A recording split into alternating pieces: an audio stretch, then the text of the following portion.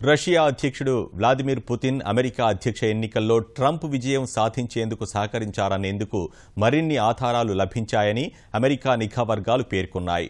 Democratic party అభ్యర్థి హిల్లరీని ఓడించడం, ప్రజలకు ఆ పార్టీపై విశ్వాసాన్ని కోల్పోయేలా చేయడమే లక్ష్యంగా రష్యా ఈ చర్యకు పాల్పడినట్టు నిఘా సంస్థ తన 31 పేజీల నివేదికలో పేర్కొంది. అమెరికా అధ్యక్షుడిగా ట్రంప్ ఎన్నికయ్యేందుకు రష్యా మార్గం సుగమం చేసిందన్న నిఘా వర్గాలు తమ అంచనాలపై తమకు పూర్తి నమ్మకం ఉందని విశ్వాసం వ్యక్తం చేశాయి.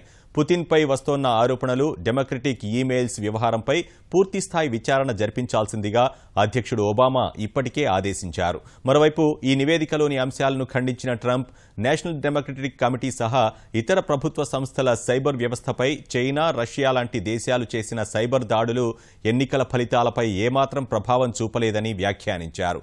ప్రజల భద్రత ప్రమాణాలకే మొదటి ప్రాధాన్యమిస్తామన్న ట్రంప్ అధ్యక్ష పీఠాన్ని అధిరోహించిన 90 రోజుల్లో సైబర్ దాడుల నివారణపై ప్రత్యేక కార్యాచరణ రూపొందిస్తామని వివరించారు.